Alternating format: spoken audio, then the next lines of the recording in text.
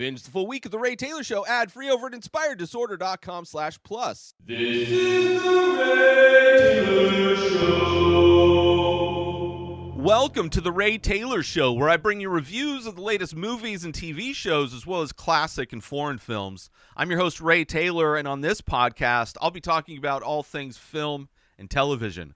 Whether you're looking for a new show to binge or want to know if that blockbuster is worth the trip to the theater, or just want to hear my thoughts on a classic or foreign film, I've got you covered. So join me every Monday, Wednesday, and Friday for new episodes, and let's dive into the world of film and television together. On today's episode, I am talking about the new David Fincher film, The Killer, out now on Netflix, came out this year, 2023, written by Andrew Kevin Walker, Alexis Nolent, and Luke Jacamon. This one's starring Michael Fassbender, Tilda Swinton, amongst other actors. In this movie, after a fateful near miss, an assassin battles his employers and himself on an international manhunt he insists isn't personal. I'm a big fan of David Fincher. I love Social Network, Zodiac, Fight Club was probably the first. Actually, The Game was the first movie of his I watched. Fight Club, obviously, being a dude in my 20s when that hit in 1999, I think Fight Club came out. It was an impactful movie, and I'm a fan of the author of Fight Club, Chuck Palahniuk. Read a bunch of his books around that time as well. But I'm a big fan of this director, and although not so much as of late, I think the last movie I really loved of his was The Social Network. But I would love to go back and revisit a lot of his movies, but less of a fan, I guess, of the more recent. Mank was okay. He's a great filmmaker. David Fincher knows how to make a movie. Just some of his more recent ones didn't connect with me as much, like Mank. But I'm always excited to see a new David Fincher film, obviously. So I was excited to watch this one. And I should do a top 5 episode of my favorite David Fincher movies, if only to give myself an excuse to go back and rewatch some of the early films, Panic Room, another great one, but also fill in some of the gaps. There's a few movies of his I haven't seen, like Girl with the Dragon Tattoo I've never seen. Would love to revisit Gone Girl. So there's a few blind spots and a few movies of his I'd love to revisit. So I might do that, especially since this movie just came out. It would be a good time to do that now that pretty much they're all out there in the world. But regardless, The Killer,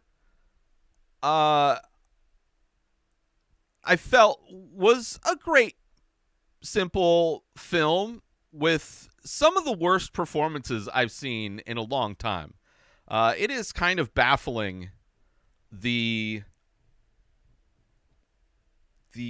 lack of performance in so many of these actors. I don't know. It definitely took me out of a movie that I was really enjoying. I love the premise. I love the way the story's being told. But as far as performances from all of the actors, aside from Michael Fassbender and Tilda Swinton, were bad. But I still enjoyed the movie, despite the bad acting. Right? This movie starts off, it's almost a silent film. So, as far as if I could recommend this movie,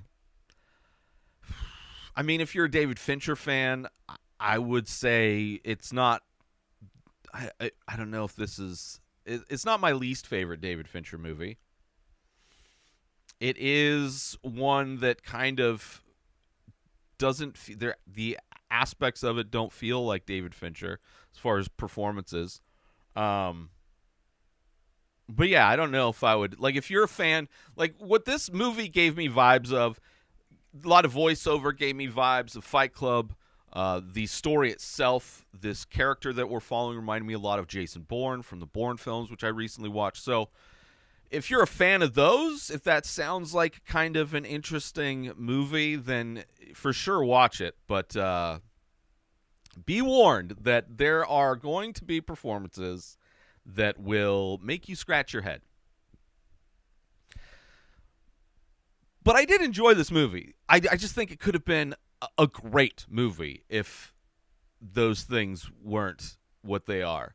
But it starts off almost like a silent film, because so much of this is voiceover. So much of this is voiceover. And it's another thing that makes the bad acting stand out, because there's very few moments where people are talking to each other. There's very few moments where Michael Fassbender is saying words to another character and another character is saying words back to him. So because it's so minimal as far as dialogue is concerned, when that dialogue does happen and it's bad, it just stands out so much.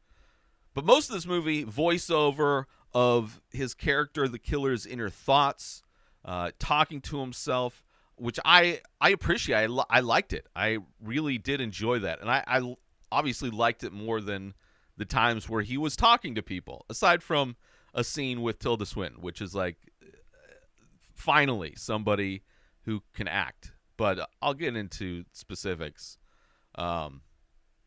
later. I mean, it almost takes a half hour before he says anything.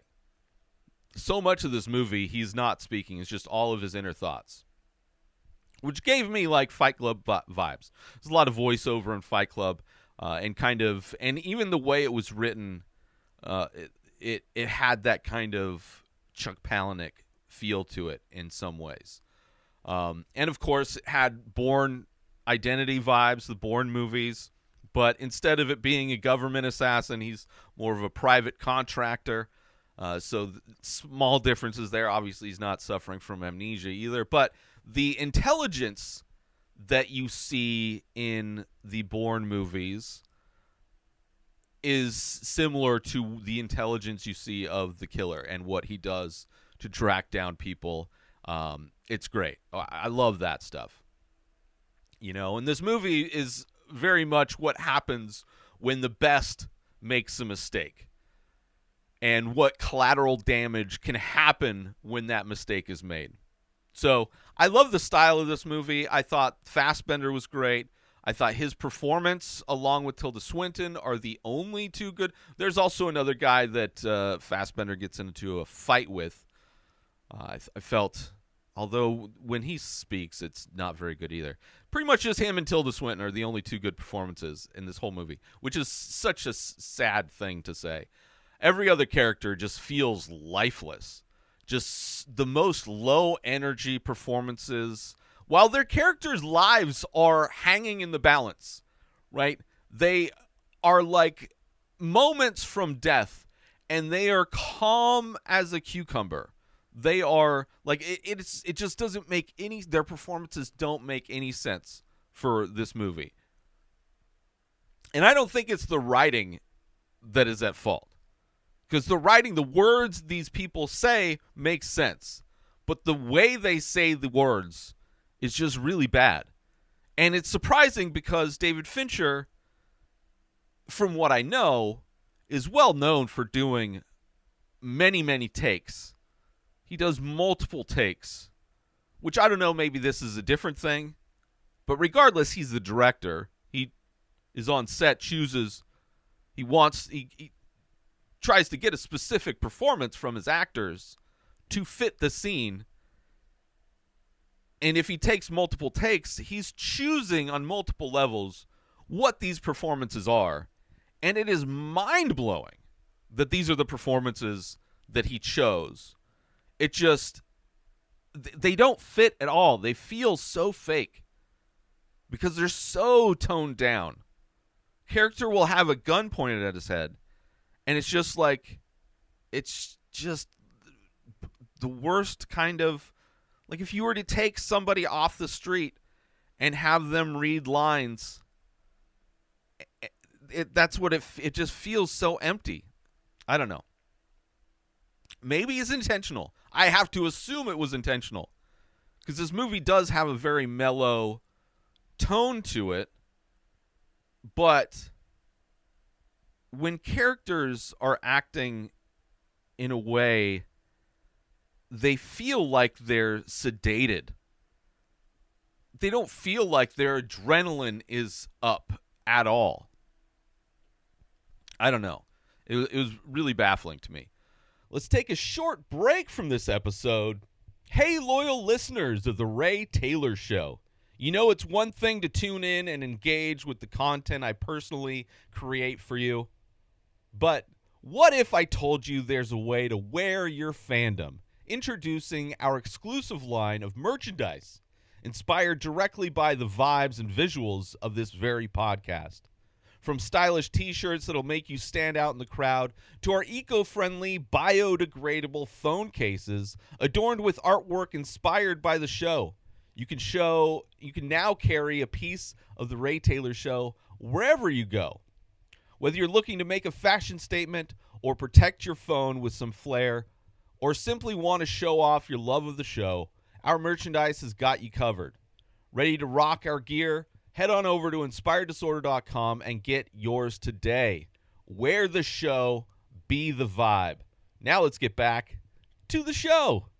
But other than that, I loved following the killer as he tracks down these people that threaten him, right? It's very smart in a lot of ways, very much like the Bourne films, which I recently rewatched. And I love that aspect of it. The VO voiceover is great. You know, being able to hear his thoughts and self-talk really kind of puts you in his head.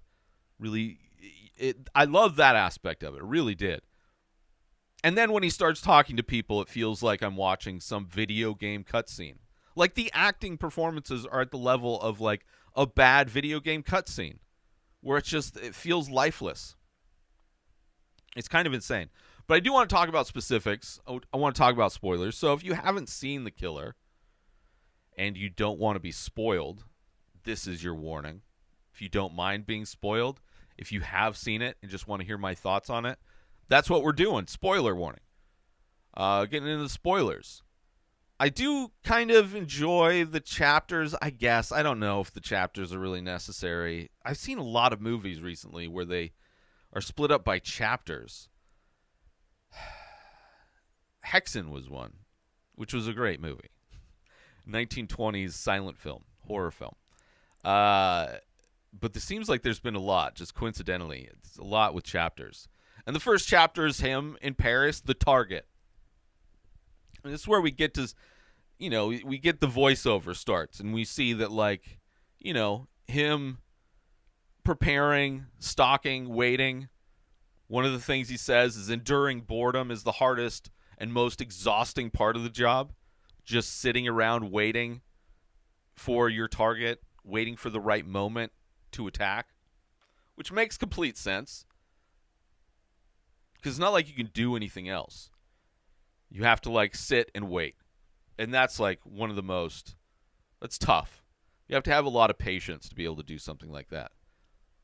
But we notice right off the bat that it's a lot of voiceover, a lot of his internal thoughts, talking about the overall population of the world and how his career, how little effect his career has on the population of the world, how so many people are born and die every day that when he takes somebody out, it's not even noticed as he's, like, doing yoga. This dude's, like, clearly the Zen master of death, right? That's what this guy is. We're seeing. It's all about relaxation. It's all about he knows exactly what he's doing at all points, right? Professional. He's not screwing around. He's not being cocky. He's being aware. He's doing everything he needs to do to make sure he's ready to go when the time is of the essence. And I like seeing his routine. Him talking about his camo, how he chose the outfit he wears based on a German tourist, how in Paris they will just leave you alone. They want nothing to do with you, right? But you look like everybody. You look like an average, everyday white dude from Germany on vacation. And he talks about McDonald's, how many locations there are in Paris, and how easy it is to get some protein. Like, they serve so many people that, like, you are just one of millions of people they see every day. Like, just talking about how he blends in and disappears. right? Which only makes the character seem smart, experienced, and while also being very relaxed and very calm in his work, which makes sense for him to be calm. It doesn't make sense for the other characters to be calm. He also talks about how he used to use Airbnbs for his job, but since so many people start using nanny cams, that doesn't work out as well. While he's going to like some WeWork office building that's either being turned into something else or just being turned into a WeWork office space. And you have 14 minutes goes by and there's still no dialogue, just all voiceover of him examining his occupation, examining his past, how he kind of got started.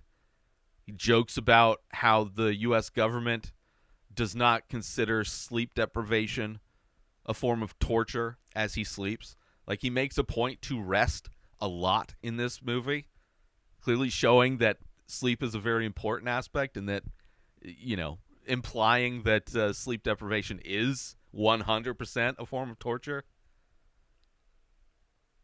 And there is a great moment when the target's finally there and he's preparing. And it's like his target is there with the dominatrix. And he's like waiting to take the shot. And he takes the shot and the dominatrix just stands in front of the bullet. It's a short moment, but a great slow-mo shot. Slow-mo of the bullet shattering the glass and the woman flying, blood splattering on his target. And then also slow-mo of the muzzle flare from his gun. Just very beautiful, very short. I enjoy that touch of a slow-mo. As opposed to some directors that would have had, like, that scene would have been like 2 minutes of slow-mo. Or it would have felt like it anyway. But it is kind of crazy after, obviously, it's going to happen. After all of his words and self-talk about how he's like so perfect, he's refined himself, he's like never missed. He is batting 1,000, as he says, aside from one guy that died of bad lifestyle, but he'll take that as a win anyway, right? So after all this talk about how great he is, he has his first miss. Which, after he missed that shot, it showed when he was preparing his gun that he had a magazine of bullets. So I was expecting him to just, after he was found out, just like make sure he gets the target before running away. But he doesn't. He just takes off. And it's great. His systematic getaway on the electric scooter is great, right? This is his first failure in his head. He's like, what would John Wilkes Booth do? You know, what do you do when you get found out and they're after you? And then he's like paranoid I love seeing the procedure of what he's doing to cover his tracks and just disappear and to leave. And there's the paranoia of this other guy who he thinks is tailing him, which leads him to give up his flight. And even when he gets into the hotel room, and he gets room service, which I'm like, why would you get room service? And then to see what he uses, like he takes the glass from the room service, puts the glass on top of the doorknob. He puts the tin at the base of the door so he can hear if somebody comes through the door. And then he takes the knife, and instead of laying in the bed, he sits in the chair and turns the light off, and that's how he's going to sleep, quote-unquote sleep. So, I mean, all of it is smart. It makes sense. Like, it's clearly a movie where they were thinking a lot about what this person would do in this situation. And I think this is based on a graphic novel, I believe. Could be wrong, or a book. So, probably comes from that as well. And then we hit Chapter 2, The Hideout, goes to Dominican Republic, right? And he gets to his place and he sees cigarette butts that are outside the front gate. So he decides to run, flank his house. And you tell somebody was in his house. Somebody was killed in his house. There's like blood smeared or something happened. Signs of a struggle. Then he goes to the hospital, and we finally get people speaking. And her brother is there, his wife's brother. And he clearly trusts the killer, right? Despite the fact that his sister almost died. But the way he's acting is so chill. So chill. Like, the way he's saying his lines is like his girlfriend or his sister, like, had her wallet stolen instead of beat up, almost killed. Like, the level of concern is so low. And also his blind faith in this guy. That, like, we trust you, like, she trusts you so much, and I trust her, so I'm going to trust you. Like, just blind faith this guy has in Fassbender's character. It's just, but the performance, more than anything, ends up being the beginning of what every performance seems to be. Just everybody just so calm and, like, okay, which is crazy. So he tells him it won't happen again, right? Still very calm, trusts him, right? And then there's kind of a John Wick style scene of him digging up a safe that's in his yard where he's got weapons and passports and stuff. There's a few of those scenes, like he's got stashes all over the place. Let's take a quick break from the show. Listeners, are you ready to take your experience with the Ray Taylor Show to the next level? Dive into Inspired Disorder Plus. For just $5 a month, you unlock a world of premium content that's sure to satisfy your every entertainment and artistic craving. Imagine enjoying The Ray Taylor Show, a full week completely ad-free in both audio and video formats. But that's just the tip of the iceberg. Get exclusive access to the live painting archive, be the first to lay your eyes on the new releases from the Many Faces, and enjoy members-only discounts and deals that'll have you coming back for more. With a treasure trove that includes a podcast back catalog boasting 14 unique shows and over 600 episodes, personal insights through Ray Taylor's own blog, that's me, creative writing to spark your imagination, and interactive Ask Me Anything section. Inspired Disorder Plus is a feast for the curious mind. Ready to elevate your entertainment game? Head on over to inspireddisorder.com/plus and become a member of an exclusive club. Dive in, indulge, and inspire your senses. Now let's get back to the show. And then there's a point where he's in a cab, right? He finds out, like, he found out that there was a cab at the house. Right, so now he's trying to track down who did this to his girlfriend or his wife, who did this and who ordered this. Right, that's kind of this goal. And he found out that the people that did that showed up in a cab, so he finds the cab, and the driver sees that he's got a gun and doesn't really act nervous at all. Like, kind of concerned. Like, the words that he's saying is that, like, he's concerned, but he's not, like, the performance is just so bad. It is so bad. He is not acting like a guy that's got a gun pointed at him. Then he gets to, right, he tracks down his contact, who has no security whatsoever. The guy that kind of handles him, right? This lawyer guy. And how he gets in there is cool, counting down, waiting for the door to close. He's got his costume as like a recycling guy, like a janitor. Fun, interesting, good, like, whatever. Sneaks in, right? And then we get more bad acting from Charles Parnell, which his character kind of makes sense. He's a lawyer, very well spoken, articulate, but still no sense of things could go wrong. Just again the same kind of level of calm that all the other actors are doing throughout this whole movie. And it's, gets him with the nail gun, and he's like calculating how much time he's got, and then kind of takes his secretary so she can give him the information. I love that. And then we get the internal monologue coming back, which had been gone for a while because he's actually communicating with people, and I missed the voiceover. Right?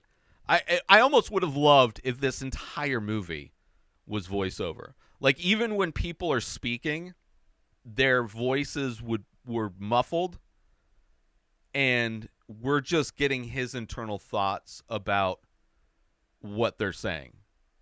That would have been way more interesting. Like, just do the whole movie in voiceover, and every time somebody else speaks, we're just hearing his thoughts on what they're saying, because he's probably not even, the words that they say are probably not even true. And if that were the initial intention, then their performance wouldn't have been as noticeable, because they would have been like this background noise, and the focus would have been on his voiceover.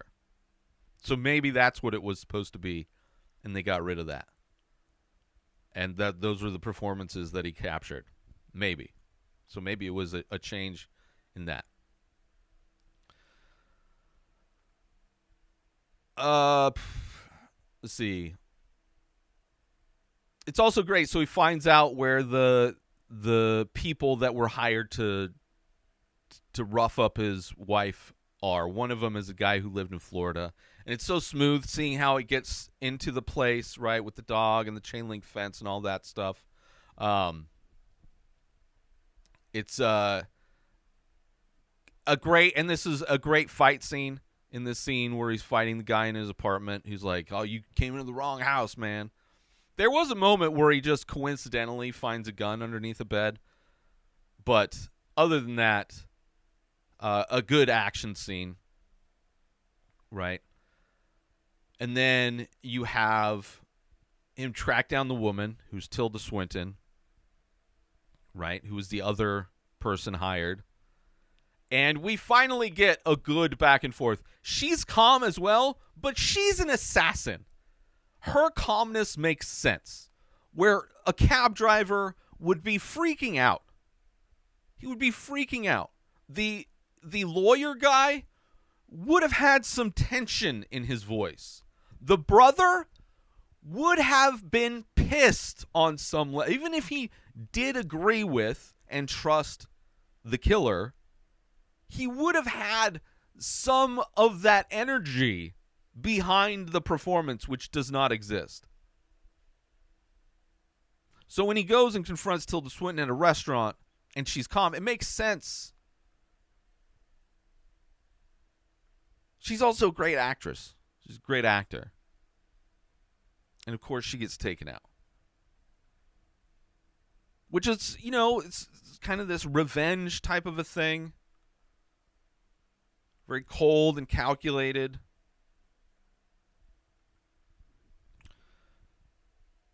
And then, like, how he tracks down the guy who hired them is great, too, going into the fitness club and getting his stuff, finding out where he lives, cloning his cards, like using DoorDash or Uber Eats or whatever the food delivery service is to get inside his house.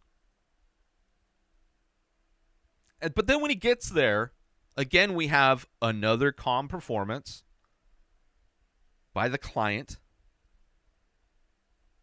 And it's kind of an underwhelming end where he just threatens him. It's like, if you ever do that again. I mean, we find out what happened, that like he hired him to do this job. When he failed to do this job, the killer's handler offered insurance to clean up the mess, to make sure it doesn't get back to him. He's like, yeah, okay, for another $100 and something thousand, I'll make sure, it cleans up. So part of that was killing the killer and his girlfriend, or I think primarily killing him. Like, they were probably going to her to get to him, but he just like threatens him and then walks away. And it's kind of an underwhelming end to the movie as well, which I wouldn't mind if the acting hadn't been so bad. And then it ends with him back at the Dominican Republic house, his house. Like, they didn't move. He's just sitting outside with his girlfriend drinking coffee or whatever. Like, that doesn't seem smart. But aside from the ending, like, I wouldn't have even cared about the ending. Would not have cared.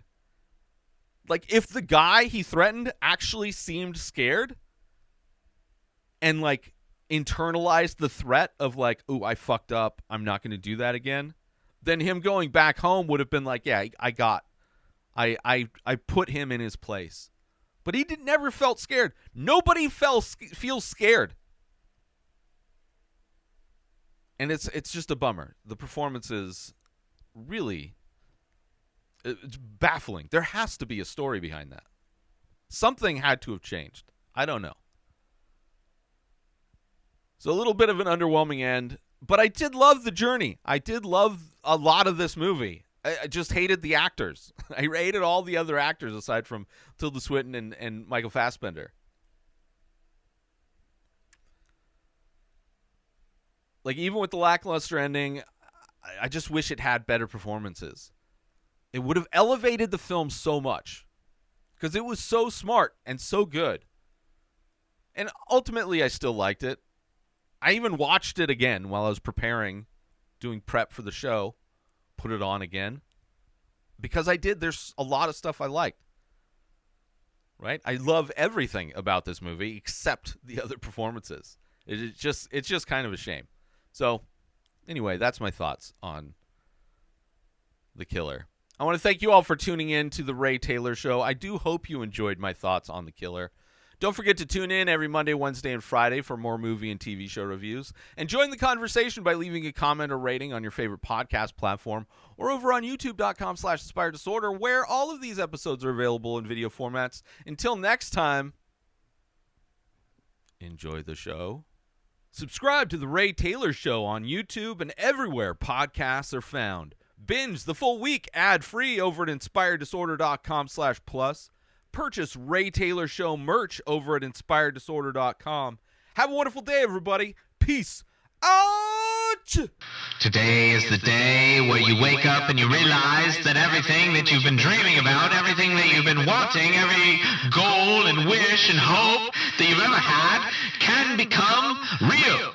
Dreams can come true. What you manifest in your mind, you can bring to reality.